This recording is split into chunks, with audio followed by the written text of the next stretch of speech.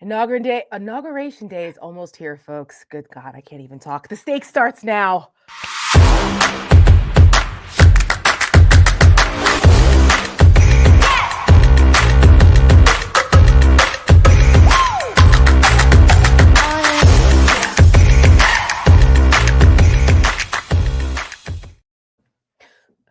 Good evening, everybody. I'm Tara Setmayer. This is the Michelle Kinney. We are the co-founders of the Seneca Project, and we do not obey in advance.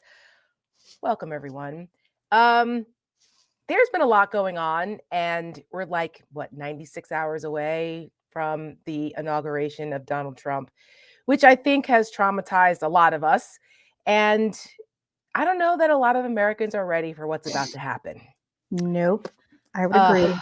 Boy, Michelle, this is our last show in a free and fair democracy under Joe Biden without the chaos and the indecency and the insanity and all of the things that go along with Donald Trump. Nothing good. But, we're going to make it. We're going to make it. Yep. We're going to make it. Yes, Everybody, we're going to make it. But at least we all have each other as like a political support group as we go through this. The next 4 years are going to be something else. But, Jasmine Crockett, who I had an opportunity to see yesterday at the Martin Luther King Jr. annual breakfast, made some comments, and which I think are very true. Michelle, they rang true with you too about the importance of being ready, staying ready, so you don't have to get ready. Mm-hmm. And just with a slight variation, and we may or may not be having something new coming out with this theme, perhaps teaser, that we need to get ready. We have to be prepared. We have to be in fighting shape for what we're about to go through, because it's going to be a fight. We're still in it. We're so glad that all of you who are joining us are still in it. Yep. We are committed, and we have to be ready. We have to get ready, be ready, stay ready to hold the line, because that's what it's going to require for us if we're going to survive as a country and a democracy for the next 4 years, starting Monday at 12:01. Good God. It's funny, Tara. It's not that I've been in denial about it, but it's been line. Was it Scarlett O'Hara would say, like, I can't think about that today. I'll think about it tomorrow. Yeah. That's kind of where my head has been. Yeah. Line. Like, I know it's coming, but I can't deal with that right now. But here's the thing. It's coming like a freight train. Yes. And there's not anything any of us can do to slow down time or change the future. So the only thing, and this goes for anything in life, the only thing we have control of is how we react to things. So here at the Seneca Project, we do not plan on slowing down or holding back. We are going to hit harder than ever. Yep. Because we have to. Yeah. No one else is going to do it. Right? Like, we're looking at what's going on. We're looking at the news every day. We're looking at what's happening here in Washington on Capitol Hill. I mean, I love my Democratic friends, but you guys are killing me. I know. You're killing me. Smalls, you're killing me. And we can't sit around and wait for them to get their acts together. Yeah. We got to keep it moving. We have to keep it moving because the other side, the MAGAs, Trump, the Republicans, all of them, they are in lockstep. They are unified, they're well organized, and they're motivated. And I've got news for you. The more motivated and committed side wins. Yep. So it's not the side, right? Not the side that's like worrying about, oh my God, what are we going to do? We're over here. We're going to offend this one, that. No, nobody's got time for that now. Enough. Yeah. Go ahead. I just forgot what I was going to say. Oh, sorry. That's okay. Look, our brains are like firing like this constantly all the time. And every once in a while, one of them sparks off and we forget. Yeah. I'm like, oh, I had no. Yeah. I didn't. It'll come back to you. It'll come back to you. I have faith. It'll come back. But yeah, we're just watching everything that's going on here. And listen, Michelle has been in politics since roughly Hillary time. She had lived a completely different life that was not political. And it was a hobby. Let's say that. Yeah. Politics was the hobby. Yeah. It was like a hobby. Like I was a junkie, if you say, Yeah. And you're a living, breathing example of someone who was watching what happened. You look at the landscape, you felt crestfallen and frustrated and pissed off about what happened in 2016 and Yep. decided to jump in and do something about it. And here you are. And I'm glad for it. The world is better because you've done that. And there are lots of other Michelle Kinneys out there who are now watching what's happening in 2024 saying, okay, this is not okay. I'm going to do my part to make a difference. Right. And we here at the Seneca Project want to help facilitate that because people need the encouragement. They need to know they're not alone. We're not the crazy ones. I don't know. Maybe we are. My mom jokes and says, maybe we're not from here. Maybe we're the aliens. I don't know. But you're not alone. There are tens of millions of people, almost half the country, only a small little bit of more of the country than us. 7 out of 10 Americans of voting age did not vote for Donald Trump. That is a travesty. I mean, just did not vote, right? Well, that's just did not vote for Donald Trump. And that's people who voted for Kamala, people who didn't vote. So the people who actually got up in the morning and went to go vote for Donald Trump, that's not really that many people. Right. In the pool of voters that are available to vote, that's correct. And Donald Trump was able to take advantage of ignorance, of lack of commitment or motivation, and people taking for granted our democracy and what that means, because democracy is an active thing. It's not something that defends itself or that runs itself. It requires us and interaction and intervention and engagement and accountability and paying attention. It's active. So we need to make sure there are more people who are active, because the more motivated and committed side wins. Yep. So that needs to be us. So we say all that to say, to let everyone who's with us together, we are going to make it through this. And the feeling that you have, we have it too. Yeah. But we're going to turn that outrage into action, because there are still things that we can do. And it's kind of evolving. We've never really been in this situation before as a country. I've been in politics for almost 30 years. Well, 30 years now, exactly. Wow, maybe longer, actually. 31 years. I don't know. I'm not as old as I actually am. I'm in denial. But 30 plus years I've been doing this. And I can tell you that this is definitely uncharted territory for me politically. Yeah. But there are certain things that still, I believe, certain political axioms and rules and principles that still apply. And as long as we still have the ability to mobilize, we still have our voices, we actually have greater forms of communication now, albeit flawed, but nonetheless, we have them. We need to utilize them. The other side is freaking utilize them. It's our turn now. It is our turn. That's what I was going to say. I was like, they're like the Taliban in that way. I mean, there's a whole bunch of other things like unmoved by facts, like hatred of women, things like that. But in terms of strategy, I mean, they play the long game. They are waiting. They are patient. There's a groundswell of religious support that, thinks there's a whole nother thing happening that's, I don't even understand. But, they're patient and they're willing to wait. That's right. And do the work. That's correct. And they have. And the greatest example of this has been the overturning of Roe v. Wade. That was a 50-year long effort. Yeah. And the remaking of the Supreme Court, decades in the making. So, now is the time you got to push back. We have to counteract it. I always say that offense wins elections. So there is no time to be in a defensive crouch anymore. That shit is over with. It's time for offense, offense, offense, offense. Never let up, because the other side doesn't either. And that's why they've gotten the advantage. People respond to strength. And sometimes, that strength isn't always productive strength, but people respond to it. It's human nature, unfortunately. I watched Gladiator 2 over the weekend with my husband. If you want to talk about, the way that the perversion of strength and taking advantage and exploiting people's kind of primal thirst for blood and all of that. But the interesting part about that and what happened with Rome is that the people eventually had enough. and then it collapsed on itself. But we don't want that. We don't want to collapse Right. on ourselves. We want to reverse that trend and have democracy and the positives that the pursuit of a more perfect union part Mhm. kind of be our focus again, not trying to defend our democracy from a fascist. So Yep. with that, let's get into some of the news. Let's get into it. Let's. Well, this week was confirmation week. And I don't know how many people suffered through the confirmation hearings thus far, but there were some doozies. Starting off with the most prominent sexual predator, assaulter next to the president himself to be, Pete Hegseth, was on the hot seat this week. And it was the first one out of the gate. It was like confirmation palooza this week because, again, they just want to just flood the zone because that way you can't keep up with what's going on.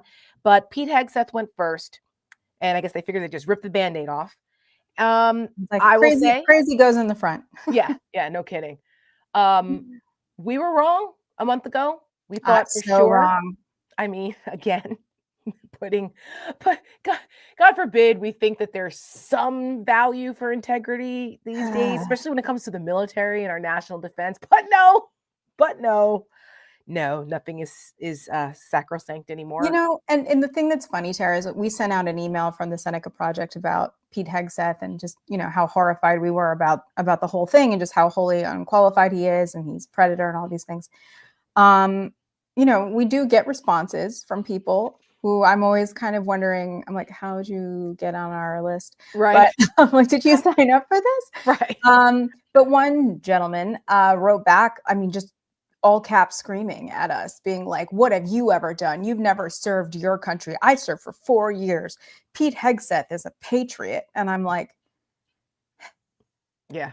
Pete Hegseth is so much of a patriot that he was pushed out of his, I don't know, group, whatever, in the National Guard after January 6th and was not allowed to be there at the inauguration with the National Guard in 2020 because they found his tattoos to be too extreme because they were like white nationalist symbols. Yeah. So, you know. But we're the assholes though. Right? We're the ones that are unpatriotic because we're actually pointing out facts and saying that our military men and women deserve better. Yeah. But we're the assholes. And the funny thing about this is that the fact that we're pointing out this hypocrisy and the fact that we are aghast at what's happening here and who our troops are about to be, whose command they're about to be under, because it looks pretty much like Hegseth's going to win. His confirmation's going to go through, which is sickening to me. But all the responses have been very coordinated against those of us, against women. And Mallory Hagan, who's our national press secretary, she's a Spitfire kick-ass just like us. That's why we love her, and she's part of our team. And she's out there on social media too, basically telling these dudes to, you know, kiss off. But they come back and they're like, shut up. They make these like, you know, shut your mouth. A lot of the responses to my videos about Hegseth and stuff, where I'm like, this guy's not qualified. You all know it. Our troops deserve better. They're so triggered. The incel demo is real upset that any ladies have an opinion about anything. The thing that I know it's probably, you know, it's a very complicated delusion that these people live in. It's a good word. It is a delusion. But it's just, I'm like, do you hate your mothers? Do you hate yourselves? Did somebody not like? There's so many. They cannot control their anger though. Cannot, and they cannot accept a reality in which women are allowed the same opportunities or shared opportunities that they are. And you know, we're seeing in the data now that women are outperforming men in school and education and things like that. And you know, there's so many headlines like, oh, men are being left behind. And I want to be like, bullshit. I left behind. Bullshit. I was like, do you want to know how many decades and decades and decades women have been left behind? How many years it's been since women were allowed to own property, to have a bank account, to have a credit card? Guess what? It wasn't that long ago. How about the law that was finally passed that husbands can be convicted of raping their wives. All of these things. I mean, there's still so much further for us to go. And we just lost a constitutional right. We're going in the wrong direction. And there's still not pay equity with women. Right. So spare me. Right. Don't even crying, you whiny little bitches. I'm sorry. So true. It's so true. We're a bunch of tough guys. You're a bunch of a bunch of pussy asses, and we're not going to sugarcoat it. It's what they are, and it's like, cut it out. They're worrying about us. Tammy Duckworth, and I think Michelle, you've got the compilation. We're going to show it some highlights, lowlights, depending on how you look at it. But Tammy Duckworth, to me, Tammy Duckworth and Tim Kaine had the best performances during the confirmation hearing. There were some other bright spots, but like she said, she was again decorated combat veteran who lost 2 legs. Okay. She was a helicopter pilot who was shot down and lost both her legs. She said, you will sit up here and demand higher standards and question our standards in the military when it comes to women, but you want us to lower our standards to confirm you? Listen, Pete Hegseth is if DEI was for white guys. Like, let's be real. That's a tweet, by the way. The whole time he's talking about meritocracy. And he must have said meritocracy like 50 times. I was like, so meritocracy for thee, but not for me, apparently. Because you are not of the merit to be even sitting at that table. That's correct. These people around you. And Tim Kaine made that point in his line of questioning, like a prosecutor, which is what I tweeted out. I was like, this is what you guys need to do. Prosecute the case. Like, quick questions, make them answer, put them on the defense. And that's what Tim Kaine did. I guess somebody sent him my tweet. I don't know. But that's what he did. And he was asking, like, is sexual assault disqualifying to be in the military? That first? Yeah, we could watch it because he did it. It's so good. It's so good. Born in October 2017. At that time, you were still married to your second wife, correct? I believe so. And you had just fathered a child by a woman who would later become your third wife, correct? Senator, I was falsely charged, fully investigated, and completely cleared. So you think you were completely cleared because you committed no crime? That's your definition of cleared? You had just fathered a child 2 months before by a woman that was not your wife. I am shocked that you would stand here and say you're completely cleared. Can you so casually cheat on a second wife and cheat on the mother of a child that had been born 2 months before, and you tell us you are completely cleared? Senator, how is that a complete clear? Senator, the child's name is Gwendolyn Hope Hegseth, and she's a child of God, and she's 7 years old. And she was, and you cheated on the mother of that child less than 2 months after that daughter was born, didn't you?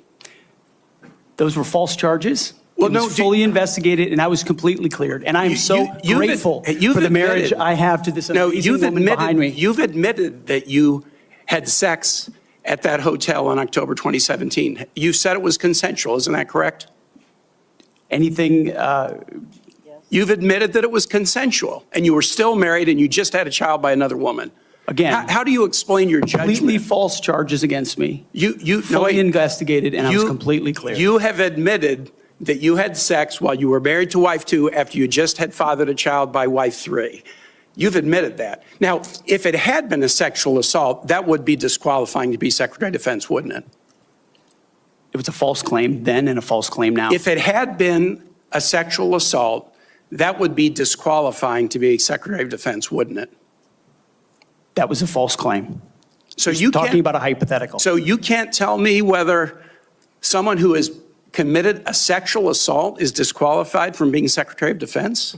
Senator, I know in my instance, and I'm talking about my instance only, it was a false claim. But you acknowledge that you cheated on your wife and that you cheated on the woman by whom you had just fathered a child. You have admitted that.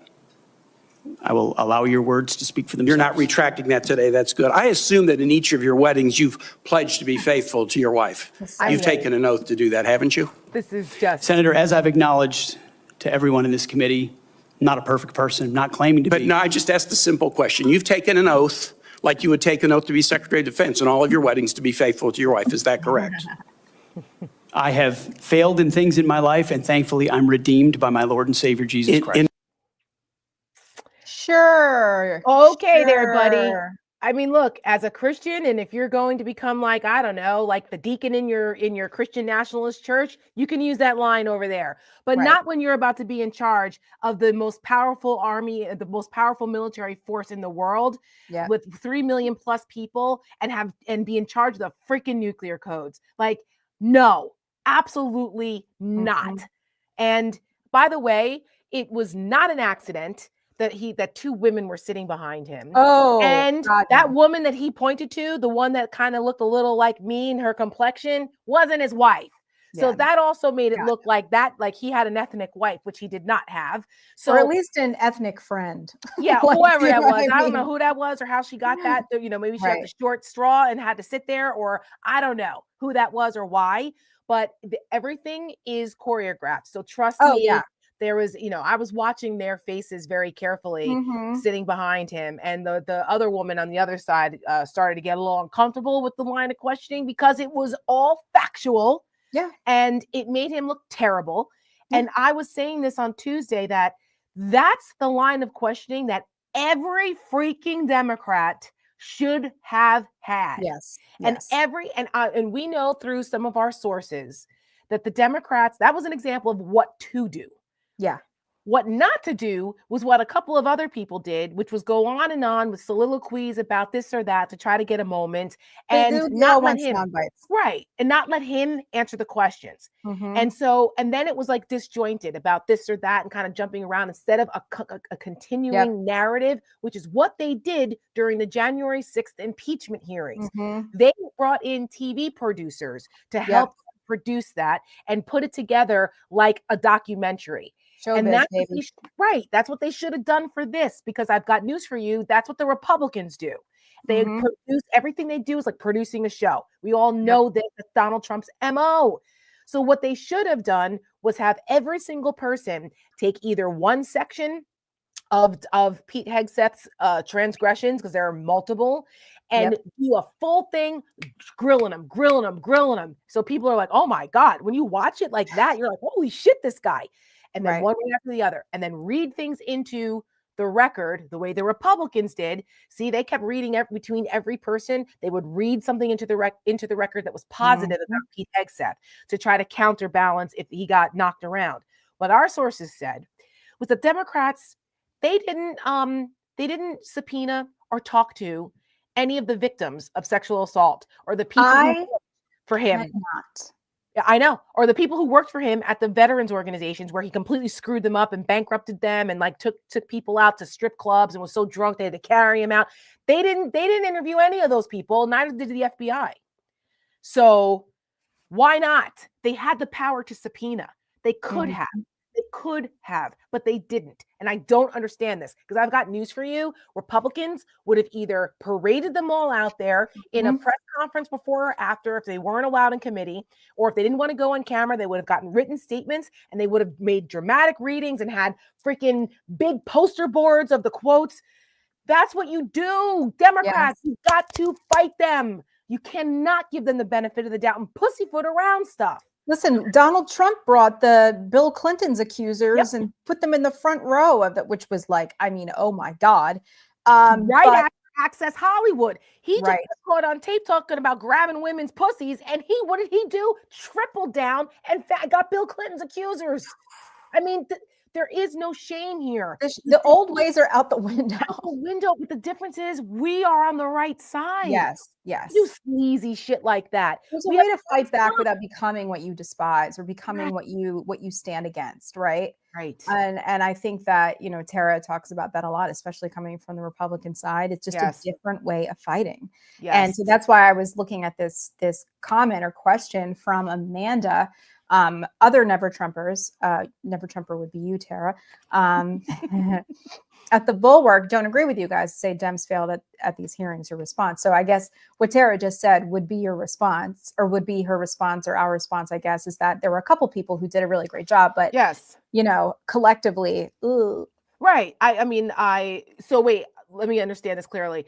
Amanda says that the Bulwark said that the Democrats completely failed during the hearings. Yeah, because I think when she wrote yeah. this, then it was when we were talking about Tim Kaine doing a good job. Oh, yeah. No, I mean, overall, I would say that they did not. That's why I used the example of how they actually did a great job during the impeachment hearings. They should have done that. If they had done that, it would have made it a lot more difficult, I think, for Republicans to just kind of sweep over the narrative about him. And it also would have made it that much more difficult for Joni Ernst to completely sell out not only all women, but her own integrity as a survivor of sexual assault and a military veteran. Just despicable. Just despicable. I mean, this is why people hate politics. I don't know how she sleeps at night, frankly. She knows better. She's not a MAGA crazy, but she has succumbed to them.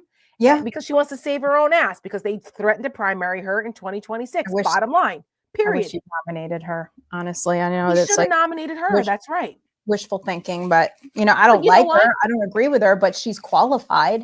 Listen, you know what? If we had the type of money that some of the other Democratic organizations have, some of the more established, been around a long time, that the big donors like to give money to, I would have done a PSYOP and run ads promoting Joni Ernst. Oh, hell yeah. Why don't you support Joni Ernst, Donald Trump, and put down her record? And so you'd rather have a sexual assaulter, drunkard, financially irresponsible bro guy because he looks good on TV versus an accomplished woman senator who knows what she's doing.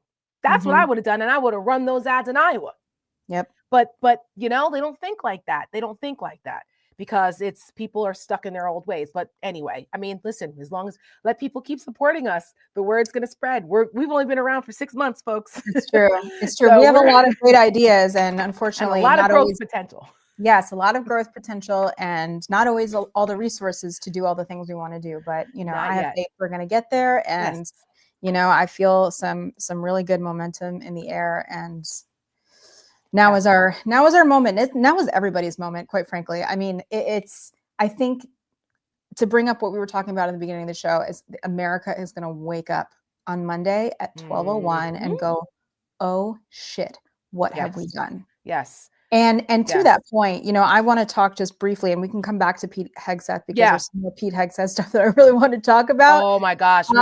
Michelle and I had a conversation with one of our friends that uncovered some stuff about Pete Hegseth and his time at Princeton. That again, when we get to that, is another example of where the hell were the Democrats putting pressure on the media to make sure that the story was out there constantly all the time. Because the fact that we hadn't heard it until today or a couple days ago, it tells you we're pretty engaged. So, but anyway, we'll get to that. Pete Hegseth. So I just saw that. Pigseth is pretty funny too. Oh God. Anyways, so if you were watching last week, we were pretty critical of the Senate Democrats. Put together a video of a lot of the Senate Democrats saying where they're from and we're gonna fight for you, and it was so corny and weird, and I was like, this is not the way. No. But I will say, a handful of the more Gen X-ery, youthfulish, my generation. I know, right? The younger Dems in the Senate,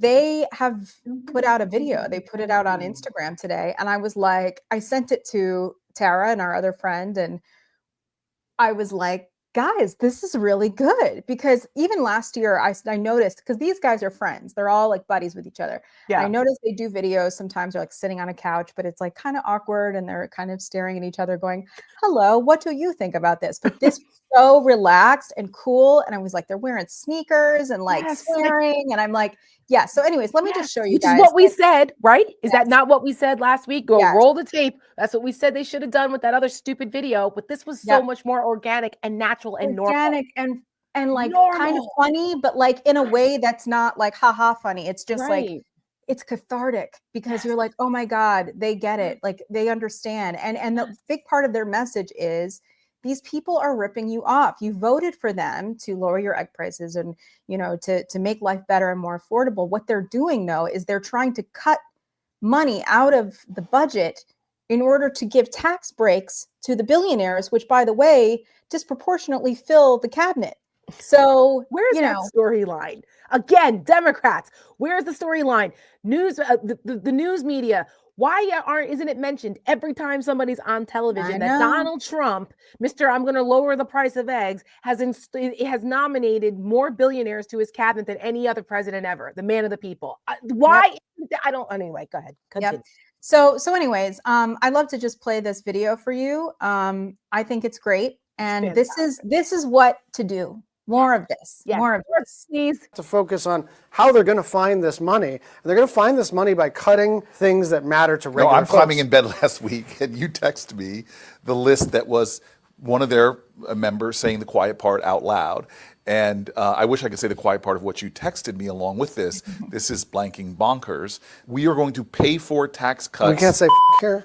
No, sir, we cannot. That's the utter bonkersness, as you said, is that they are telling us, like, we want to go after your health care, your retirement security, in order to pay for it. Are we fancy enough to like publish it as a link on our social right now? Or put it up. Look right here. Here's the link to the thing. Why are you putting it down? Put up. Okay. Either way, Can we put it right on Murphy's head? Yes. I'm not doing anything right now. I'm just listening to you guys. No, but honestly, we're laughing so we don't cry. They're literally saying to America, we're going to create a tax plan where the overwhelming benefits, 80% plus, are going to go to the richest 1%. And in order to pay for that, they're saying to you, we're going to cut so many of these benefits, many of which you've earned yourself. I mean, it's and not a small amount of money, right?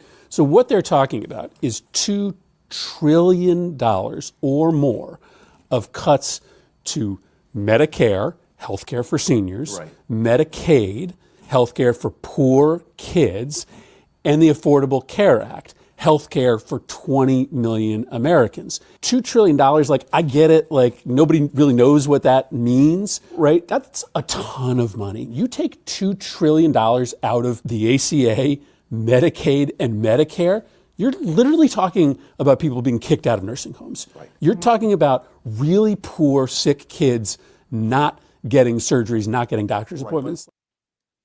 So good. Fantastic. Yes. This is how to do it, guys. I love it. That is a yes. That is a very strong yes. I love Chris Murphy too. He's got a special place in my heart. Ever since Sandy Hook, like, he is really just such a stand-up guy, and I love this little friendship that these guys have, and I watch them tweet at each other all the time, and I just think it's so funny. And it's like, it's just relatable because we all do with our coworkers, at least the ones that we like. Yes, that's so true, because that's the way it is now. It's like sending notes to each other back and forth when you used to be in high school and you pass notes with your buddies and in class. Yeah, it's really cool. I see folks who are in the chat, and I love that, because sometimes I can't see the chat because I'm trying my best to kind of monitor. But I catch them every once in a while, and I saw there were a couple questions about our funding, and I just want to be very, very clear that the Seneca Project is completely independent. We are not supported by the Lincoln Project. We have nothing to do with them. We are completely separate, and we are proud of our partner organizations like Mary Trump's PAC and folks like that who are on our advisory board who support us. But we are completely unaffiliated with the Lincoln Project, to answer the question of a couple people who have been asking me in the chat. So to be very clear about that, never have been, and probably won't ever be. So no. So moving on. So yes, that is an example of what to do, So more of that. So that means that they're capable of it. So there's an opportunity here. This is good. They don't have to start from scratch. It's great. I love it. More of that, please. Love it. Now, I want to know what show that was, though. Was it like a show? Is it a thing they do often? I don't know. It's brand new. I mean, I follow all those guys on Instagram. I've never seen that setup before. So I feel like it's new, and it's giving very like produced podcast, like, the guys on the couches and stuff, but like, high def. It's good. I like it. And everyone's cozy in all the cozy chairs. Yes. I love it. And they kind of have like the aloof one, which was Chris Murphy. Like, I'm just over here, guys, listening. Like, that's good. They like that. It's very good. Kind of like smart list for senators. Yeah. As they continue to do this, because I know that there are people who are craving for that. So, that's inspiring people. It inspires people. I say this all the time because Jerry Maguire is one of my favorite movies in the whole world. And it happened to come on. I feel like I put it out in the ether. It happened to come on over the weekend. And my husband actually hadn't watched Jerry Maguire from beginning to end in like a long time. And so I was like, we're going to watch it. We are going to watch it. I quote from it all the time. Some of the most iconic lines from that movie carry on here 30 years later almost. But there is a scene and throughout this whole never Trump experience of mine and just watching people sell out and one by one, every time I look at a moment or an opportunity for people to do the right thing, I think of this line from Marcy, who is Cuba Gooding Jr.'s wife, Rod Tidwell's wife in the movie. And she's very supportive of her husband and she's super passionate about things. And she's yelling at Jerry Maguire and she says, you know, what do you stand for? What do you stand for?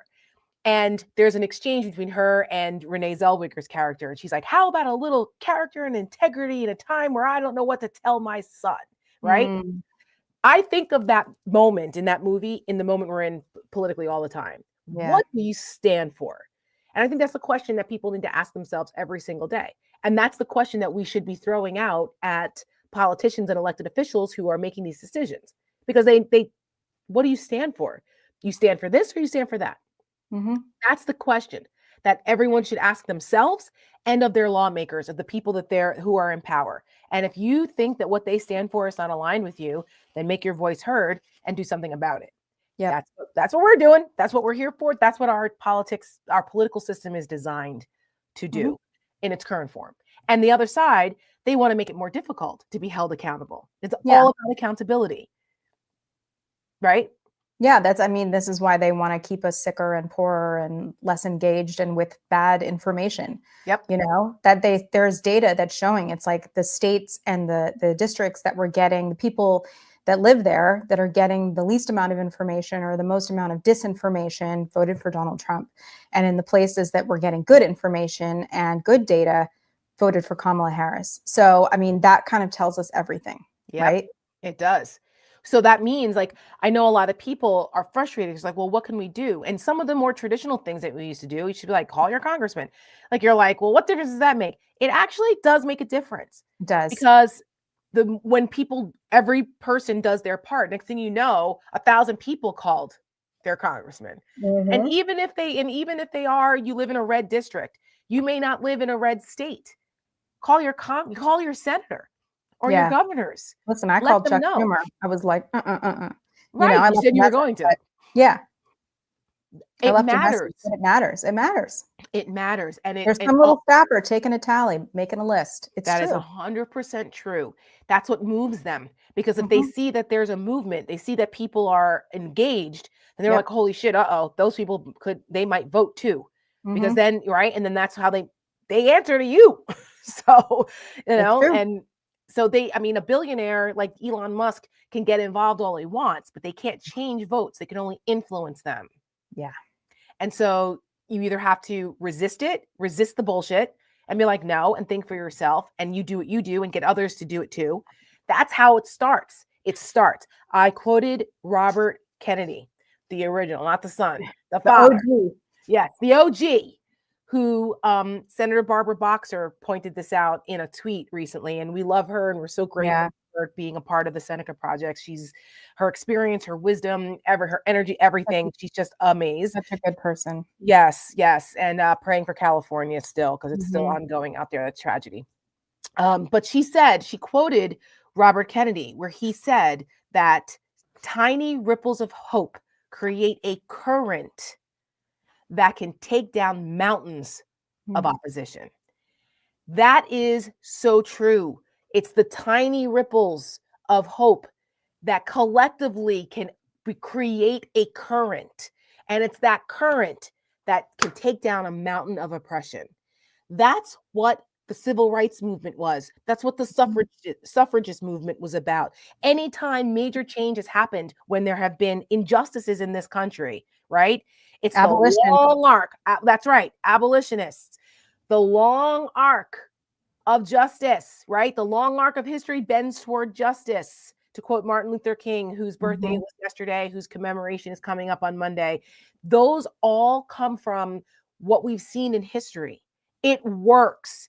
It may not happen overnight. It may not happen immediately, but it works when there is collective righteous anger, organization, commitment, discipline, focus.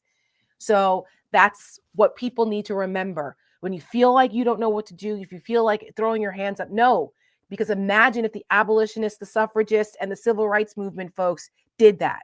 Mm-hmm. We'd be in a very different place now. So, and what's the Winston Churchill quote that's often, I think, attributed to him, when I don't know that he actually said it? It was Victor Hugo quote. But when you're going through hell, keep going. That's right. That's exactly right. And so, I think about it. I think about that a lot. You know, there's days that I'm like, I can't possibly do it. Well, Monday, we gotta put our foot on the gas, girl. Keep our foot on the gas. Keep our foot on the gas. But yes, that's where it starts. It starts with every one of us. Every little bit counts. Every little bit counts. Wherever you live, if there is a local Democratic Party, sometimes it's in disarray, but try there. Or if there are places to register people to vote. If there are if you're younger, school board race, yeah. No, I was going to say, just because I know the club route, and I've talked about this briefly, but that's how I got involved in New York City politics, was through the clubs, which is a big thing in New York City. There's like a billion clubs. They're often a lot of people who are retired and much older. And that's great. I mean, they're retired, they have lots of time, and they're dedicated, right? But you often kind of get one point of view and one outlook on the world, when maybe younger people, millennials, or even Gen Xers or Gen Z people, have different set of struggles and different set of concerns, naturally. So if you're younger, especially, step in the ring. You have to, because you can't be in the game unless you're, in it. Mm-hmm. You can't do it from the sidelines. Mm-hmm. I mean, you can be a cheerleader if you want, but cheerleading doesn't win the games. No. It does not win the games. You have to be in it in some form or fashion. Yep. Speaking of that, there were others. So, other confirmation hearings. Do we want to go to the other confirmation hearing with Pam Bondi, or do we want to go back to Hegseth? Well, I'd like to go back to Hegseth just for a moment, if we can. Now, I do have some clips of that if you want to watch it. And I'm just going to say right now, we're going to go over tonight, and that's fine because it's our show and we can. Yes. So Pete Hegseth's extremist views and outlooks on the world, on the country, they are not new. Nope. During his tenure as the publisher of the Princeton Tory, which is a conservative newspaper at Princeton, in 2002, which is just honestly staggering to me that I was in college at the same time as this man. I was like, you're a hard-looking 44, my friend. Well, I mean, when you're a serial womanizer and a drunk, I guess it takes its toll. They hate me too from the inside out. He oversaw the publication of a few stories, several stories. I sat down this afternoon and I went through the archives. Now, if you can Google the Princeton Tory and go to the archive button, and starting in March of 2002, you can read all of the issues. And for a lot of these, Pete Hegseth, for at least I think a couple of years, was the editor-in-chief, right? So his face is on that front page saying, I endorse all this and blah, blah, blah, blah, blah.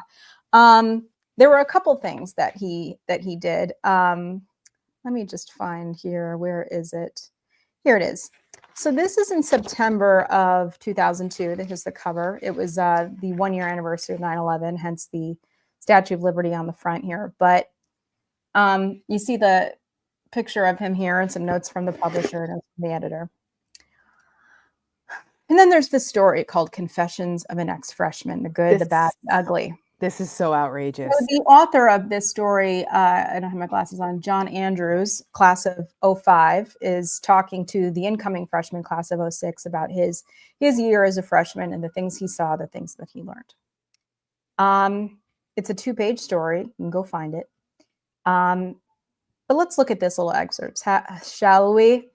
You're going to have to read them because my Gen X eyes can't see that. Yeah, go ahead.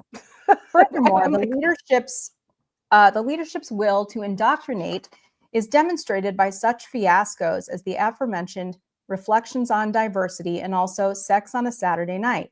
The latter, a bemusing yet mandatory orientation program, revolved entirely around whether an instance of sexual intercourse constituted as rape. The actual instance portrayed in the skit was in fact not a clear case of rape, at least not in my home state. In short, though, intercourse was not consented to. There was no duress because the girl drank herself into unconsciousness. Both criteria must be satisfied for rape. Unfortunately, the panelists never cited any legal definition of rape. Yet the panel, all females in the session I attended, claimed that rape it was. The fact that this, like, what, like, really? Mm-hmm. So, and yeah, so he had no problem publishing this. He had no problem publishing this as a young 20-year-old, I guess, yeah, he would have been about 20 years old at the time. And he really was hostile towards women. There was many articles about how much he hated feminism, how much he hated feminists, how much he hated the women on campus speaking out. This is another cover he did. You know, there was an organization on campus called OWL, which is the organization of women leaders at Princeton. And they have an owl, right? So he placed a gun sight and put them in the crosshairs. And then on the table of contents page, put bullet holes in the owl and had blood coming out of it. So, you know, this is obviously very threatening. And there was, you know, a whole bunch of back and forth, I think, on campus about this. There were several instances the president of the school, you know, wrote in and was like, you have to stop all of this. yeah. And I put together just kind of a short list of just what you can gather from his attitude, right? He critiqued diversity inclusion all the time. He was very anti any diversity. Resistance to multiculturalism, homophobia. He said that homosexuality was abnormal and immoral. He mocked activists in the LGBTQ community, which at that time, you know, still fighting for marriage equality, all kinds of things. Anti-feminism, minimizing sexual assault awareness, defense of Christianity in a very creepy and scary way, moral absolutism, anti-liberal bias, targeting professors. His pro-military views, I thought, were a little alarming. And criticism, defense of the status quo, opposition of reparations, downplaying racism as a reality in this country. So, you know, the musings of a white male in an Ivy League school, the luxury that they have, and there's a time where I didn't fully appreciate that, but you know, the recent times have really opened my eyes to that undercurrent and how destructive it has been. And the thing is, it's good for all of us to know, right? We all need to know who we're dealing with. They can't be shamed, and the people who are voting for him, they may care behind closed doors, but they're not going to care publicly. No, there is no shaming them. So we just have to arm ourselves with information and just know where we're going so that we can be ready. You got to stay ready so you don't have to get ready. That's right. Shout out to Jasmine Crockett, who is one of our fierce heroes out here fighting the good fight.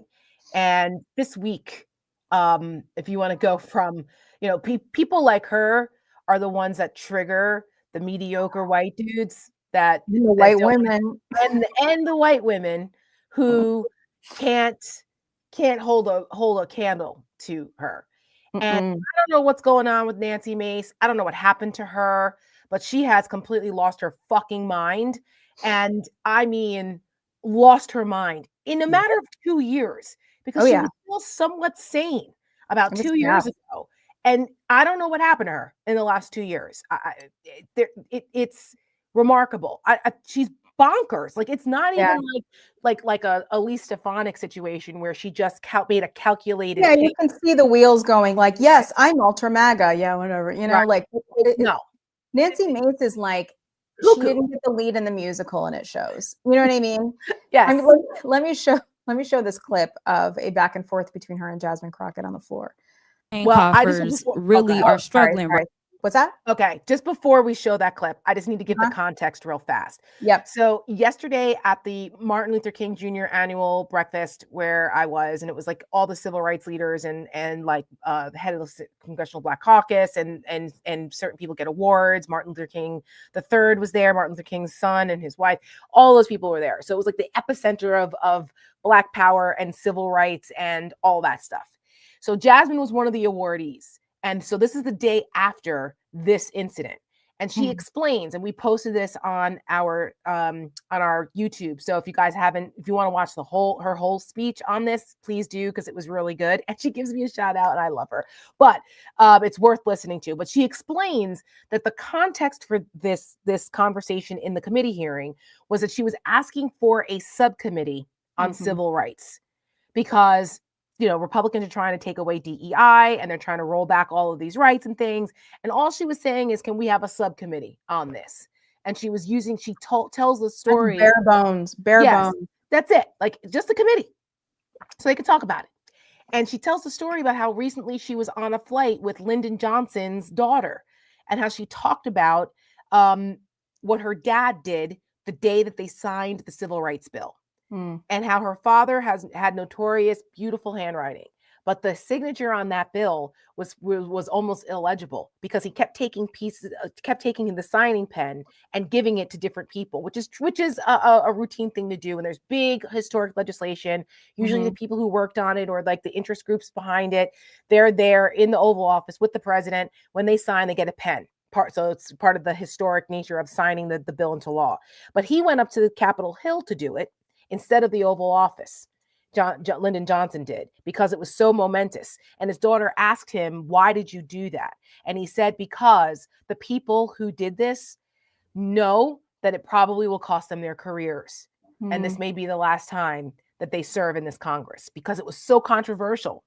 Civil rights, imagine. Yeah. Everyone is equal. It was so controversial. And they're like, the whole party, the Southern strategy kind of came from that. And it's just, it changed everything. Yeah. And a lot of those Southern Democrats the Dixiecrats became Republicans in the South. It was a whole thing.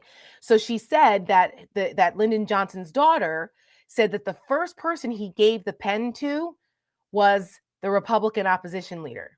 And she was like, why did you give the first pen to him? And he said, because for him, it was the hardest to do. Yeah. Because originally he was against it. And he knew that it was probably going to he risked his political career to do the right thing, to support civil rights. And she said, and Jasmine Crockett said, that if Republicans today had 1 ounce of courage, the way that those lawmakers did in the 60s, we'd be in a much different place. And that was the context for what was happening in this committee hearing, asking for the subcommittee on civil rights. That went off the rails because that part nobody saw that part because the news only clipped, and a lot of people only clipped what we're about to show. Yeah. So it was important for the context. So how it went from civil rights and courage to a wacko conversation about trans people and whatever that Nancy Mace went off on. And this was the result. Look at here. Campaign coffers really are struggling right now. So she gonna keep saying trans so that people will feel threatened. And child, listen, I want y'all to tell me whether or Do not call me a child. I am no child. I want Don't to even find start. out I am a grown which woman. of those I'm 47 years emails old. I have broken actually more have. glass ceilings than you Chairman, ever I will. am reclaiming my Let's go. time. You will not do that. I Order. am not a child. I am reclaiming my time. If you want to take it outside, Mr. Chairman, the committee is not Okay. in order. Order. Point of order. Point of order. Everybody's campaign coffer. Like the white woman tears, first of all, and it's the drama of it all. It's the cross earrings. It just, the whole thing is just, she doesn't leave anybody alone. Everyone is on her list. If she thinks that it's going to get her small dollar donations, if she thinks it's going to get her big dollar donations, if it's going to get her news bites, if it's going to get her on the news at all, if it's social media, she'll do anything. She is desperate. I am so over Nancy Mace's performative bullshit that I better never see her pull that shit with me. And Jasmine Crockett's energy on this was so like, I'm sorry. Like, I encourage everyone to read Jasmine's social media posts after this because she just drags her.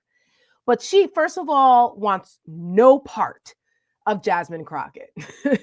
No part of her, number one. Number two, everyone who is sane and well-adjusted knows, particularly in the South, there are certain slang and colloquialisms that people use when they're talking, and child is one of them. Right. Chile.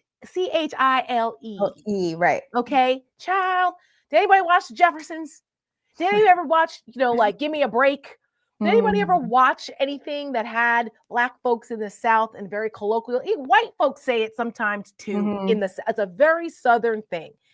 And she was, which is like kind of like when we say, man, listen, or like it's regional. It's the same thing. She's not calling her a child.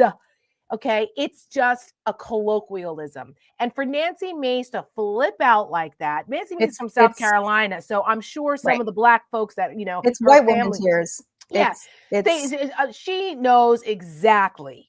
Okay, what that was about, but she kirked out to use it as a moment to get her ass on TV because she's an attention whore, and Jasmine Crockett dragged her. Now, proverbially, Nancy Mace, last time I listened, threatened her. Yeah. We can take this outside. So I'm a grown woman. I'm like, had me fooled. A grown woman, right? A grown woman threatening a fellow member of Congress to a fight outside. What is that? Could you imagine if Jasmine Crockett had made a similar quip? Angry Black woman threatens. I mean, that would just be the whole thing.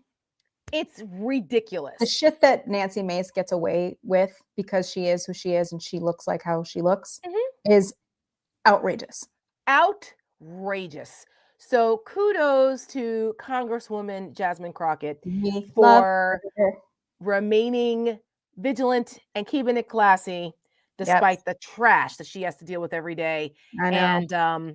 And we need more people like her in Congress. We need more people like her on oversight. I mean, those are the kinds of people we want, and holding everybody accountable. Yep. So that's what happened. And over what? Over what? It's outrageous. So MAGA's losing their damn minds because they, and they won. Imagine if they lost. I know. I'm like, you guys are sore winners. You suck. You suck at this. You actually control Congress. Like, what are you doing? Shut up. I think she's actually more cuckoo than Marjorie Taylor Greene at this point. Because Marjorie Taylor Greene is like a true believer. Yeah, she believes. She's crazy. She's also very, very wealthy. When I found out she was worth like $13 million, I was like, I'm sorry. But she's a true believer. I mean, she's crazy and I don't think very smart, but she believes what she says. Nancy Mace doesn't. No. I mean, I don't know, though. I'm starting to question whether she does or doesn't. I think she's a nihilist. Yes. But there's also that video of her out there, like, kissing women in, like, a drinking game. And that's out there. Have you seen that? You haven't seen that disgusting game where they take a drink from each other, shots from each other's mouths, and she's like all up on women? Oh, it's from a couple years ago. But, I can't believe you haven't seen that.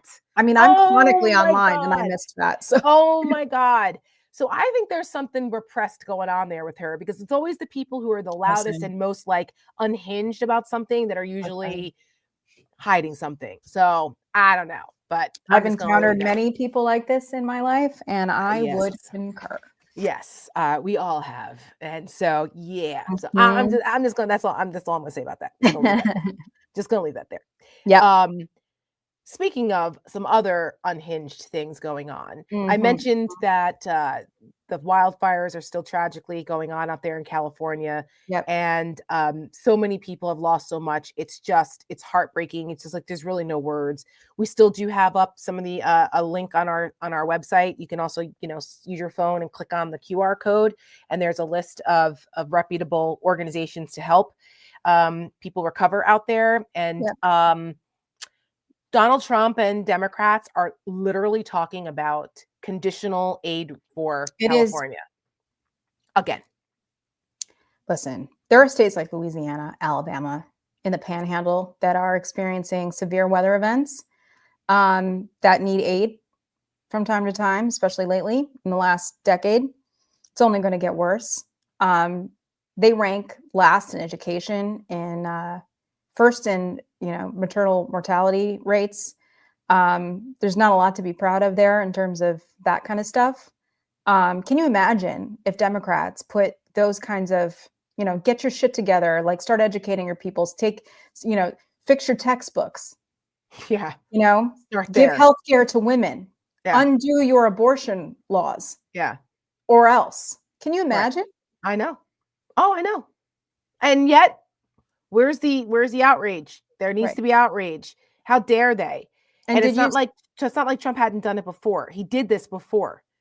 Right. So they're laying the foundation now to do it again, which is why President Biden is trying to get as much aid in there to protect them, to make sure people at least get some money for the next 6 months before Trump can ruin it. And they're all the right wingers, the real crazies, like the real soulless craven of the bunch, including Representative Claudia Tenney, who represents parts of northern and sort of, I guess, western, east, central New York. That district's kind of weirdly drawn.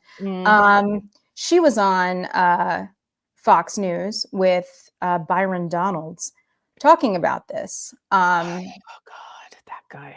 And I just want to say, just before I play this, because she bashes the state of New York, and this is like a thing that upstate people love to do. And I say this as someone who grew up in upstate New York, and I've lived in New York City for the last 20 years. We don't think about them in that way. We have nothing but just love and, okay, the people upstate, yay. They hate us. And that country city sort of mentality, that resentment, doesn't happen in just places like New York, rural and urban areas. It really is red and blue America, because a lot of blue America is the cities. It's the place where there's the most amount of commerce, the most amount of diversity and opportunity. And there's just so much resentment.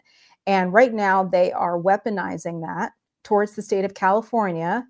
And saying, oh, look at these liberals. They think they know everything. Look what happened to them. Now we've got the power now. We've got the reins, and they're going to answer to us. It's sick. And it's sick. It's sick.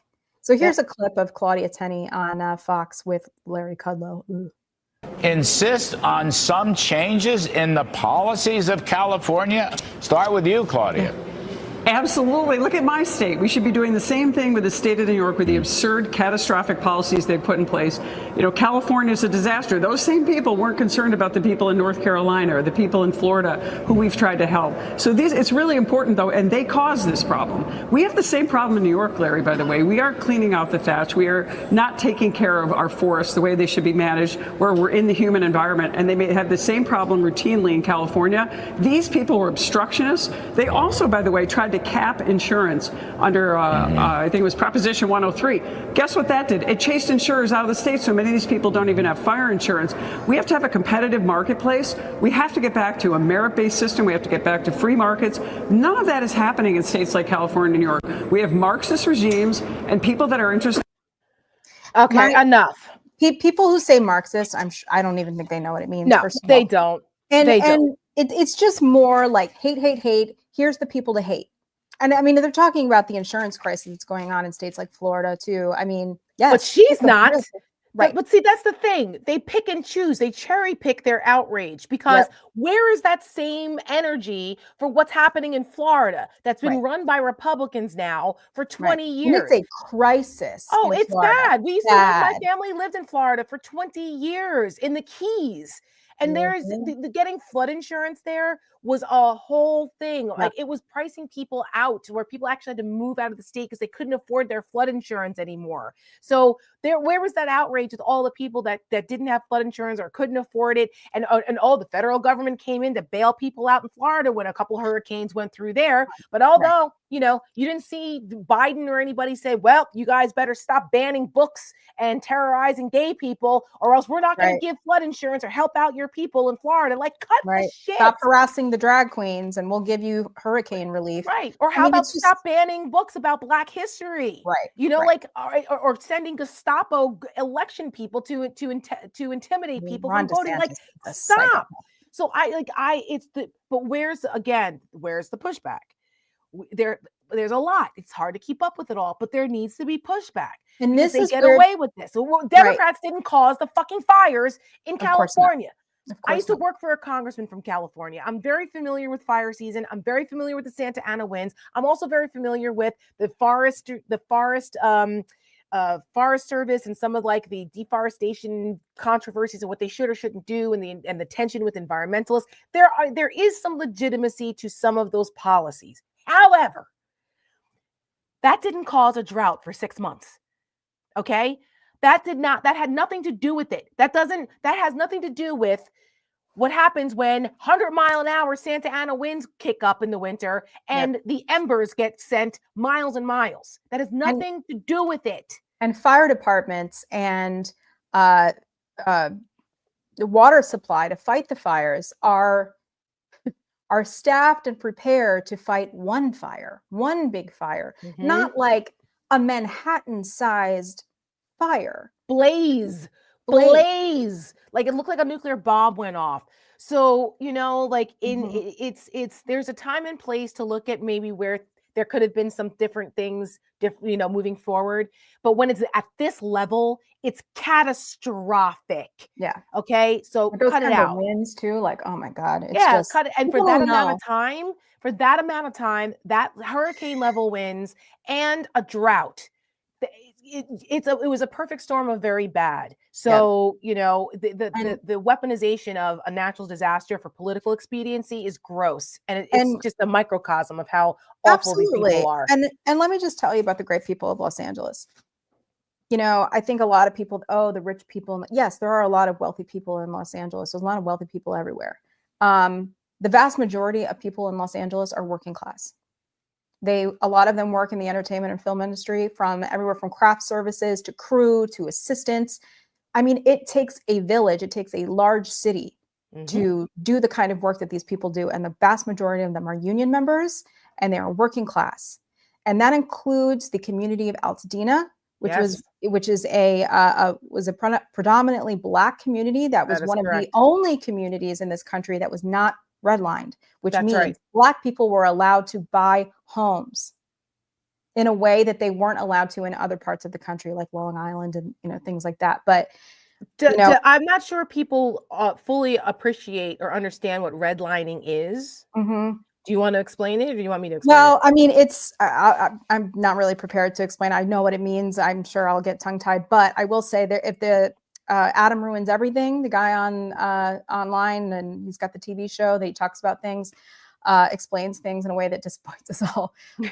Has a great episode about this and lays it out in a way that really made a lot of sense to me. But Tara, you go ahead. Yeah, no, I mean, just that there's a really good movie that I think it's on Apple or Netflix called The Bank. I think that's what it's called, where it talks about, it's a true story, based on a true story, about a Black guy and his business partner, and them trying to own property and things, and what happens to them in the 60s. But basically, redlining was a discriminatory practice where they would limit access to financial services and banks and like lending and all of that to deny Black people from the ability to own property.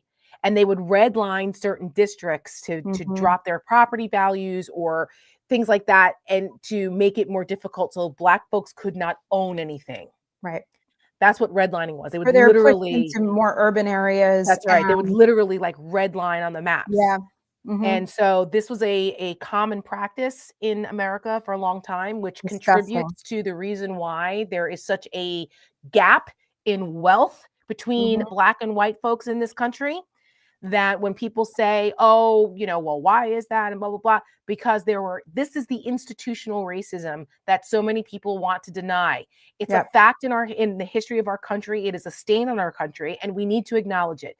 Eddie Glaude Jr., the professor from Princeton, it gives master classes on this, but he says that this is part of the kind of the delusion about America, that people want to deny the uglier parts of it. That doesn't mean that America still isn't great or that we haven't done wonderful things, but we've got to be honest about our ugly history of racism here. And that's one of them, that the generational byproduct of that has destroyed Black wealth and made it so much more difficult in this country, just like the Tulsa riots in the 1919. Black Wall Street, right? Right? We had Black Wall Street. White folks didn't like that. They burned it to the ground. And so, this is real. So there are reasons for why there's such inequity that, maybe folks today didn't have anything to do with it, but the residual effects of it are still there. So we can't just deny it and go, oh no, that's terrible. And you can't call me a racist because I didn't have anything to do with it. Nobody's calling you a racist, but don't deny history. We can all be part of the solution by acknowledging the past. And and part of that too, and I could go on a whole tangent about this, about city planning and whatnot, but Robert Moses too, if you look into everything that he did in terms of infrastructure and city planning all around the country, again, made sure to cut highways and freeways through, again, predominantly Black neighborhoods to Tulsa's a perfect example of that. Right. And so people would lose their homes because of eminent domain and all those sorts of things, and then push people out of, and then also segregated communities so that, the white folks with the money be over here, and then, everybody else would get pushed. That's where the term "the other side of the tracks" came from. That's right. Right. But first it was tracks, then it was free, then it was freeway ramps. Right. And Pete Buttigieg said that at one point. He's like, infrastructure and is and can be racist, and people gave him a lot of shit for it. But he's like, no, I'm telling you, I was the mayor of South Bend. Like, I know these things. Yep. And it started like the whole redlining thing started in the Great Depression in the 30s because people were, I was right. It was called The Banker on Apple TV. Thank you, Mary Sullivan. Oh, great. I'll have to watch it. It's been a couple of years, I think, since it came out. I think it came out during COVID. But anyway, yes, The Banker on Apple TV is a really, really good movie that depicts this in entertaining fashion, and you'll be horrified. You're like, oh my God. But this started really in the 30s, where it became kind of more institutionalized during the Great Depression because people were trying to hold on to a little bit of anything. So what do? They go after the people of color and immigrants and stuff like that in order to hold their own, because God forbid. But the Fair Housing Act in 1968 outlawed these discriminatory practices. Not to say that it still didn't happen in some ways, but at least there was legal recourse now where it was no longer allowed. It was discriminatory. So that's, again, when we had a sane Supreme Court. Yeah, those are the days. Yes. The days of yore. Yes. So a little history lesson there. For us. I mean, again, maybe we can just do a whole episode on that sometime, because I find it fascinating and enraging and inspiring all at the same time. So there's a lot of things we wanted to get to tonight. And again, usually we're about an hour show, but we're going over tonight. And you know what? It's fine. It's fine. It's fine. Tara. Yes. I think we should talk a little bit about the inauguration. Do we have to? It is on Monday. It is on Monday. Somebody asked in the comments earlier, will you be wearing black? My mom actually sent me an article. It was like the National Day of Mourning or something. And I was like, yeah, I mean, I wear black every day anyways. No, you're a New Yorker. It's the official colors of New York City. It's the uniform. But Michelle Obama will not be attending. And I've read about 50 articles about Michelle Obama's not going. And guess what? I've seen 0 articles about Trump not going to the inauguration last time because he incited an insurrection. But but that context. What do you mean? What about fair and balanced? You're supposed to tell both sides, right? Right. I mean, and listen, Kamala Harris, pretty big detail to leave out. Right. Kamala Harris has declined to invite JD Vance and his family to the vice president's residence before the inauguration. I'm like, you know what? Good. He called for trash, for God's sakes. Yes, that's correct. Vile. That's right. I don't understand. And this is why the exchange last Friday between Michael Steele and Joe Scarborough was so refreshing, and why Michael Steele gets the medal of the week, because Joe Scarborough is a sanctimonious prick, and we're tired of him preaching and being condescending to people, and a hypocrite. Okay. He's the one that bent the knee to Donald Trump and expects everyone to just take what he says now. And I can't with them. That whole situation is just off-putting. Unwatchable. However, right. And Michael Steele went after him because the whole argument was over civility. And because, of course, Jill Scarborough now is all talking about, oh, we need civility, because the conversation was post Jimmy Carter funeral and all the dynamics that happened last Thursday. And Michael Steele was like, listen, why do we have to be civil? But they don't. Right. It was the same point. It's a two-way street, my friends. Right. He's like, civility is a two-way street. And I was thinking about this, and I was like, there is a way you can be civil without being complicit. Right. They're asking for civility for you to, and in exchange for complicity. So you're supposed to just sit back and let them do it. Because if you raise any objection, or if you give it back to them, that, oh no, F that, okay? You can be civil without being complicit. You can also be civil and stand your ground. Not going to the inauguration is actually being civil. Because I am choosing to peace of mind and staying over here and not being complicit and enabling someone who is a horrible person who we believe that is a threat to our democracy. I respect the process, right? That's fine. We had a peaceful transfer of power. Does not mean I have to be there. What happened to, like, if you don't have anything good to say, don't say anything at all? Well, I don't have anything good to say about Donald Trump and his upcoming administration and his presidency, so I'm not going. Would you go to Hitler's inauguration? Thank you. That's the metric. Period.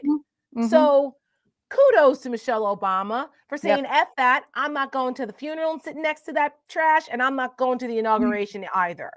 And you know who else isn't going? Nancy Pelosi. She's not going. Oh, she's not? I didn't know that. It came out today. Breaking news today. She's not going either. And frankly, I don't think any Democrat. I hope that more people follow in her footsteps. I do too. I don't think any Democrat or anyone who said that Donald Trump was a threat to democracy, acknowledged he was a fascist, and all of the things which are true, should go there and celebrate him. You don't have to celebrate him. Right. You can acknowledge the transfer of power. You do not have to sit there and listen to him denigrate you and do another, American carnage speech and all of that. You don't. Oh, it's going to be weird and it's going to be awful and worse because they're emboldened now. And I had a bunch of clips of Pam Bondi's confirmation stuff, and I think you should show at least one, because Pam Bondi is going to be the attorney general, and this woman would not acknowledge that Joe Biden lawfully won the presidency and had the audacity to be indignant about it, and she's wrong. Okay, this is a woman who's an election denier, and they're about to confirm her to be the top law enforcement person, the person that's supposed to uphold the rule of law in our country, and she is an election denier and actively put forward that lie as a lawyer. She should be disbarred for what she did, right next to freaking Rudy Giuliani, who she stood next to at Four Seasons Landscaping, like the rest of them. And this person is about to be the attorney general. Let's show the clip. Ask you a factual question. Who won the 2020 presidential election? Joe Biden is the president of the United States. Ms. Bondi, you know that there is a difference between acknowledging it and, I can say that Donald Trump won the 2024 election. I may not like it, but I can say it. You cannot say who won the 2020 presidential election. Okay. It's disturbing. Oh, why did you say why? Follow up with why. What is the problem? I mean, I give love voice Nancy to that Morono, but why can't you say what is the problem with I you know. saying that? You know what I mean? Like, they take the next step. Don't just say, well, you can't say it, and she's just not saying anything. The next step is why? Why can't you acknowledge it? What is the problem here? You expect us to confirm you to be the top law enforcement official in the country, but you cannot sit here and acknowledge the facts in front of you. That's disqualifying. Explain to me why that's not disqualifying. That's the next step that I would like Democrats to take. That's all. Explain. I would like you to tell me how it's not disqualifying by not acknowledging it. Would you think it was disqualifying if we didn't acknowledge, if all of us didn't acknowledge that Donald Trump won the election? Yeah, we'd sound nuts. Exactly. Like, why don't they just say that? Anyway, go ahead. You sound crazy. Sorry, keep going. That central to the peaceful transition of power in a democracy is the acceptance of the results of an election. To my knowledge, Donald Trump has never acknowledged the legal results of the 2020 election. Are you prepared to say today under oath without reservation that Donald Trump lost the presidential contest to Joe Biden in 2020? Ranking Member Durbin, President Biden is the President of the United States. He was duly sworn in, and he is the President of the United States. There was a peaceful transition of power. What? President Trump left office and was overwhelmingly elected in 2024. Do you have any doubts that Joe Biden had the majority of votes, electoral votes necessary to be elected president in 2020? You know, Senator, all I can tell you as a prosecutor is from my firsthand experience. So, I can't. Yeah, I I mean, can't. Adam Schiff goes on to ask, you know, are you going to investigate Liz Cheney? And she's like, that's a hypothetical. And he's like, no, it's not. He's already said that he wants to. She won't answer the question. Will you jail journalists? And she's, well, if they, you know, commit a crime, well, what's the crime? That's the thing. That's where the goalpost is, because it may not be a crime right now, but it might be a month from now. Well, if she's in charge with Kash Patel, they'll make up a crime. It's it's up to them to determine what's legal and what's not. Like people just don't. I don't know. I can't. It's. I know. It's too much. It's frustrating as hell because the people who have the platforms that, and like, you know, like the senators and the news media, where they have influence over millions of people, do not frame this way. You have to spoon feed it to the American people. You cannot, people don't critically think anymore. They just don't. I'm sorry, but it's the dumbing down of America because of all of this stupidness. And you have to spoon feed it. You have to get from A to B to C to D for folks. And that's what Trump does. That's what MAGA does. They do it in very simple terms. I'm not saying we have to talk to people like they're stupid, but you just have to keep it simple and you have to lead people along to the conclusion. And they don't. They leave it up to, you know, oh, well. And it's like, no, you have to tell them. You have to tell the conclusion. Therefore, ... I don't know. But all of it is menacing. It's infuriating.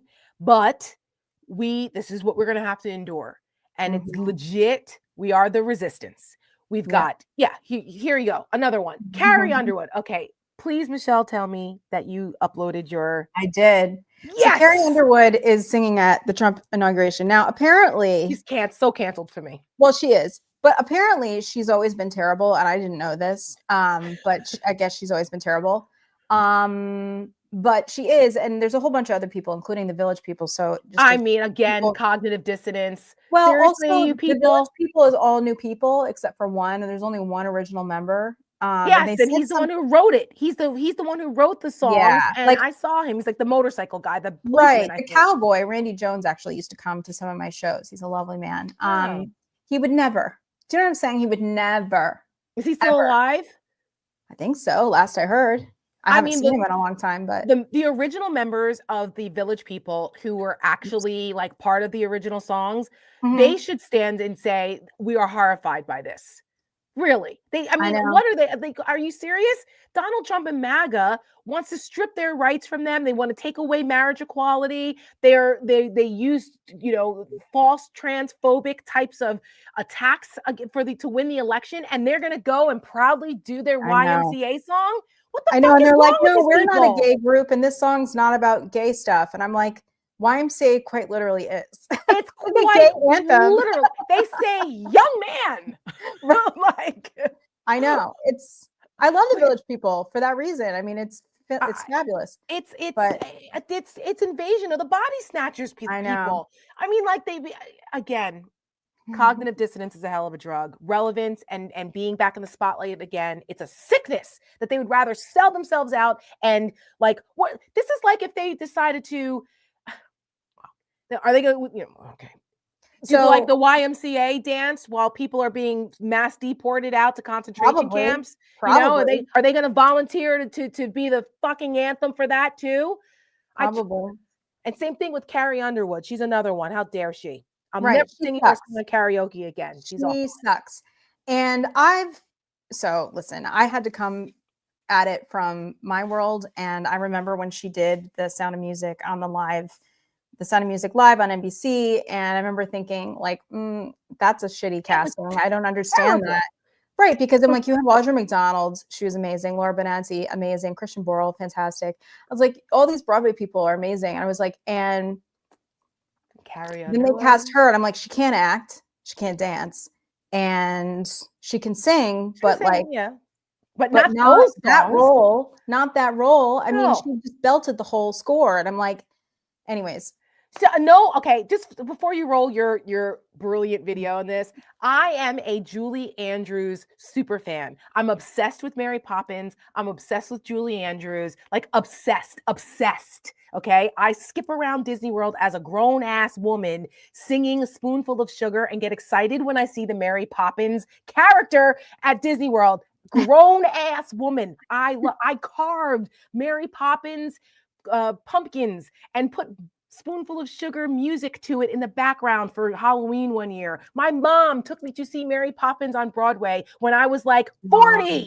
Okay. I am obsessed with Julie Andrews. She is a national world treasure. And Carrie Underwood is not fit to ever do anything that Julie Andrews has done. Emily Blunt played a wonderful Mary Poppins. Oh, yeah. That.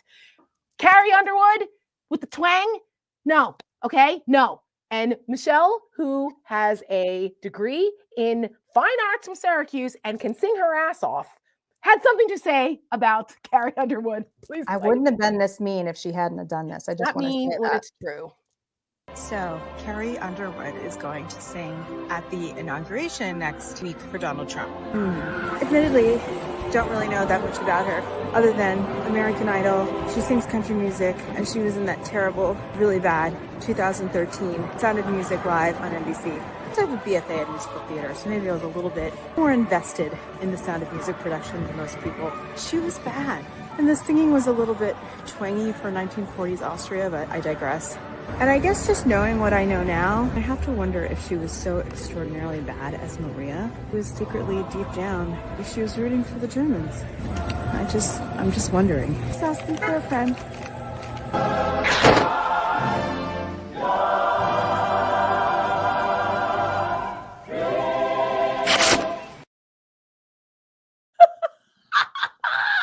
There are so many brilliant pieces of shade in that 60-second video, Michelle.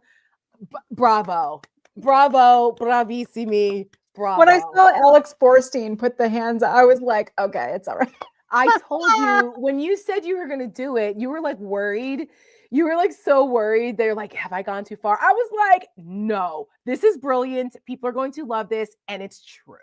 And you know what? Last night I put the Sound of Music on after I posted this. I made Joe watch it, my husband. He'd never seen it before. And he kind of like wasn't watching. And then all of a sudden he was like, oh, there's so many songs in this. I didn't know that they were from this. And I'm like, yes. Yes, Joe. And at the end though, he was like, oh, you know, that wasn't bad. And I was like, yes, it's amazing. One of the greatest movies ever made, Joe. Like, Edelweiss makes me weep. Oh, my mom too. My mom, you know, I'm part German. My last name is Settmeyer. My grandfather's name was Emil Hugo Settmeyer. My family is very German. Okay, my grandmother's side was Italian. My grandfather is German, and so like my great grandparents fled Germany. We found out when my grandfather was like 88 that they were actually German Jews, and we did not know this. Wow. I had no idea. I wasn't raised Jewish. My grandfather never said anything about the Jewish heritage in our family until he was like 88 and just kind of talked about his dad going to temple on Saturdays in Paterson, New Jersey. And my mom and I were in our living room in our home in Paramus. We went, I'm sorry, what? What was that? What was that? So we had no idea. Like the Nazis were trying to recruit my grandfather's brother. My grandfather wasn't born yet. He was the youngest. He was actually born here, but his brother and sister were born in Germany. And my German great grandparents said, fuck that. And they left Germany and came through Ellis Island. There is a manifest with my great grandmother's name signed and my grandfather's siblings signed. Now we're not sure how my great grandfather got in. There was always rumors that he might have jumped ship. I don't know, but it doesn't matter. The Settmeyers came through Ellis Island. So there is a special place in our hearts for our family heritage and Sound of Music, besides it just being a wonderful, amazing movie. And from Edelweiss makes my mom cry too. It's beautiful. It's beautiful. And you know, theater is an act of political speech. And this is, as much as anything, an act of political speech. Yes. And I think of Georg von Trapp as Yes. Victor Laszlo in Casablanca, very similar Yes. characters. Which again, Casablanca is another film for this moment. There's many bold for that time. Bold for that time. 1939. Yeah. That's it. That film came out before the war. We were even in the war. So, you know, there's so many great stories that are really speaking to this moment. I think that's one of them. And that's why it pissed me off so much. Yes. And the scene of tearing up of the SWAT. Oh, it's amazing. He comes home from his honeymoon, he sees the Nazi flag and he just tears it down. And it's like, you know, Christopher Plummer is also just like very handsome. So it's like that helps. Quite. But you know, it's a great movie. It's a great story, and everybody should rewatch it or watch it for the first time if you haven't. And because you know, America is entering its Mad King era, and I want to end here with some contrast. Oh, you have to show the photos, the official Oh, portraits. sweet Jesus! Yeah. All right. So first of all, here's the official photos of Tweedle. I can't even. First of all, Tweedledee and Tweedledummer. What is this lighting? I can't. It looks first of all, it looks AI. I don't believe these are real pictures. I think these are AI manipulated. These are very.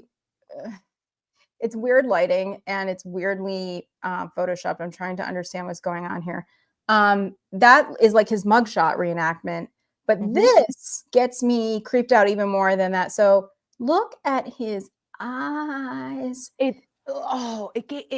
There is something just not right. There's something very not right there. No, it's giving me the willies. Take it off it's giving me. It's weirdly giving me the willies. But I wanted to show that because we're entering our Mad King era, and these are just some things that he's posted recently talking about. You know, windmills are a disaster. We know he's obsessed with windmills. That's not going to stop. He's not going to allow any more to be built during his administration. And then he named John Voight, Mel Gibson, and Sylvester Stallone to be special ambassadors to the great and very troubled place, Hollywood, California. Again, he's so transparent. He's so angry that this is another community that has never accepted him. Okay, wait a minute. Wait, hold on. What?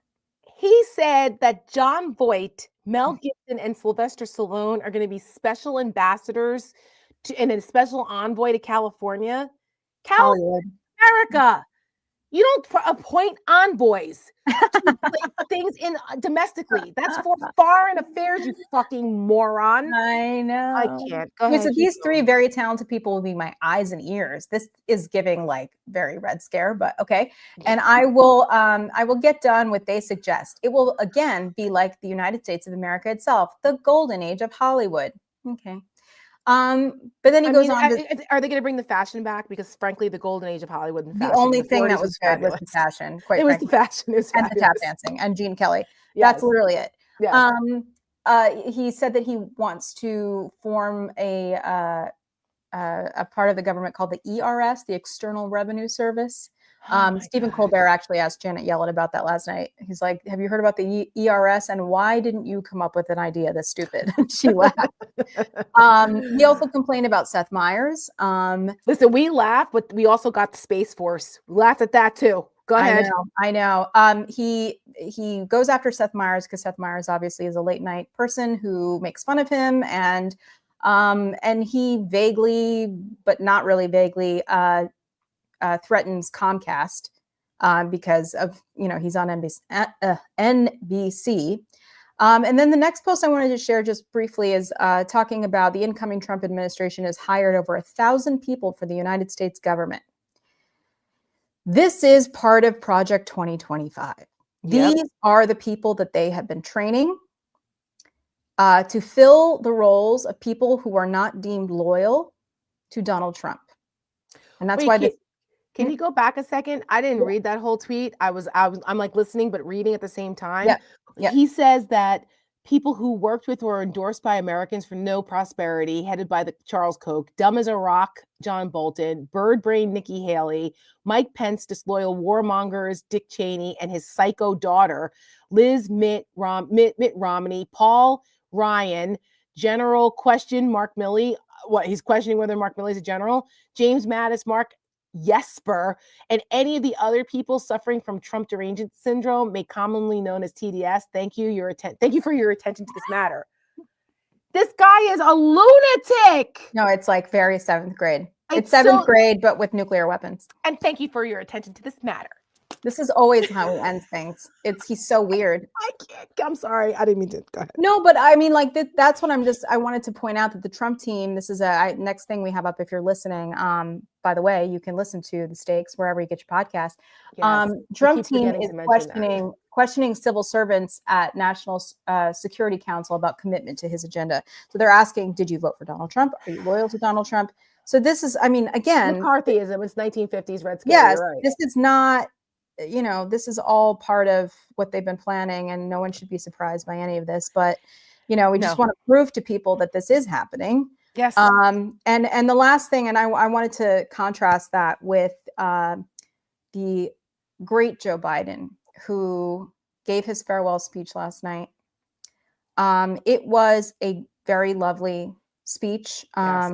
I think he did struggle. He did struggle a little bit, like his he did. His stutter, I think, was a little bit more prominent than it normally is, and maybe that's nerves, maybe that's age. I don't know, but a combination of both. Yeah. I tweeted about this. I said, Father Time, is undefeated, but the words and the content and the spirit behind what he had to say was really powerful.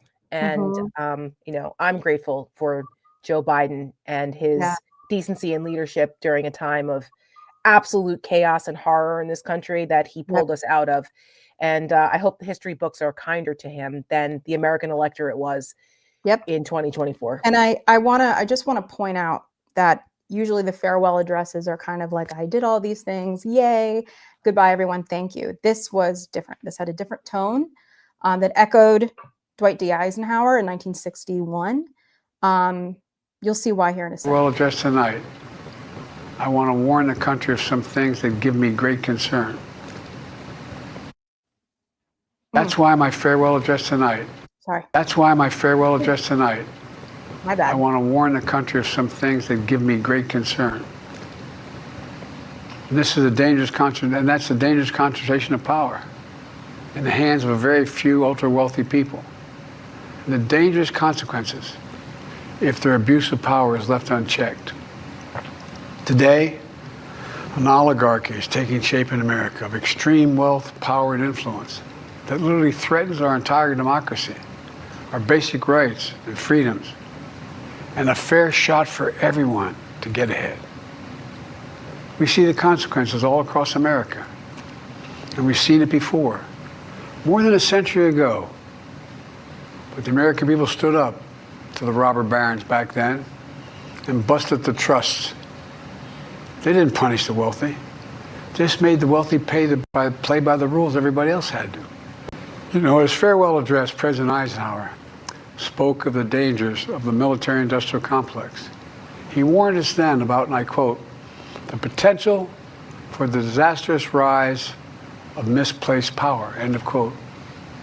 6 decades later, I'm equally concerned about the potential rise of a tech-industrial complex that could pose real dangers for our country as well. Americans are being buried under an avalanche of misinformation and disinformation, enabling the abuse of power.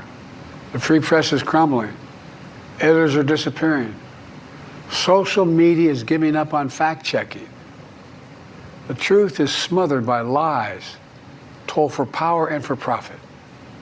We must hold the social platforms accountable to protect our children, our families, and our very democracy. His farewell address, President Eisenhower spoke of the danger of information and disinformation, enabling the abuse of power. Apologies, I think I put the same. Media is giving up on fact-checking. The truth is. Maybe I didn't put the end there, but. We must hold the social platforms accountable to protect our children, our families, and our very democracy. So, and just for context, obviously there's some history buffs of the millennial generation maybe that know about this, but this is a very famous speech warning of very similar things that informed the next century The total influence, economic, political, even spiritual, is felt in every city, every state house, every office of the federal government. We recognize the imperative need for this development, yet we must not fail to comprehend its grave implications.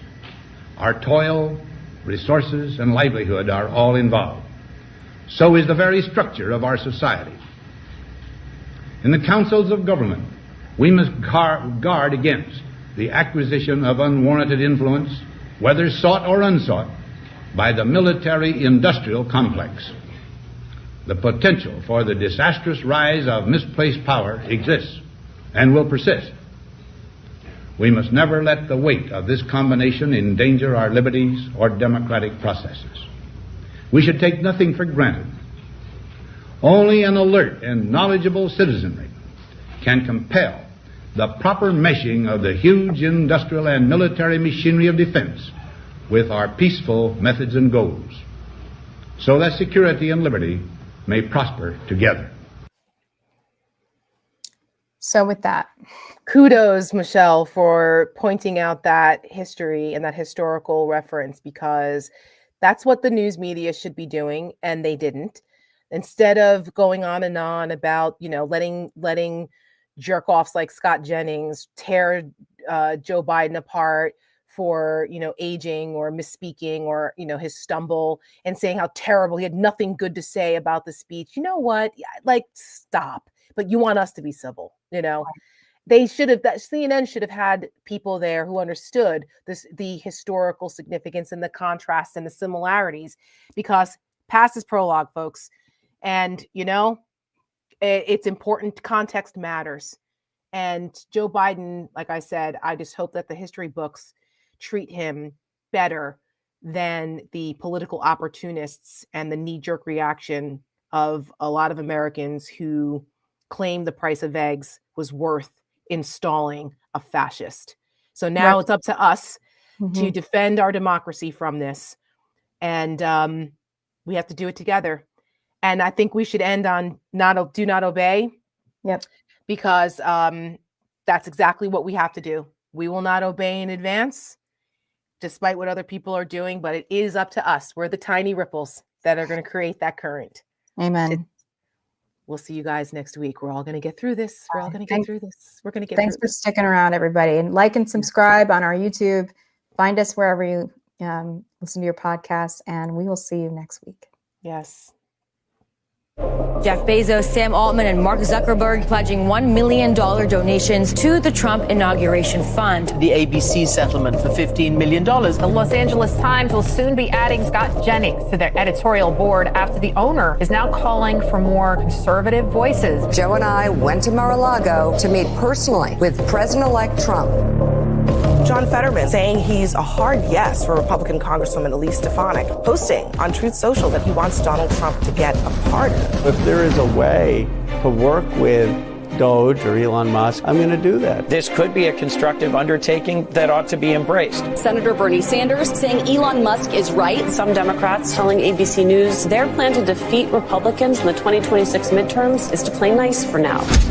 It's time to buckle up, Buttercup, because it is about to be on and popping. I would be worried about Hexbeth running a McDonald's, let alone the Department of Defense. Say goodbye to your smile and say hello to polio. Nancy Mace wants little girls and women to drop trow in front of who? An investigator? It is disgusting. I'm really interested in the Democrats rebuilding Abigail Spanberger, who is running for governor in Virginia. Congresswoman Mikey Sherrill of New Jersey, a former U.S. Navy helicopter pilot who is now running for governor. Laguna Pueblo member and Secretary of the Interior Deb Haaland is expected to run for governor of New Mexico in 2026. If Democrats are true to their values, they will do everything they can with the power they have right now, which is limited, to prevent Donald Trump from doing the things that he's already announced he's going to do.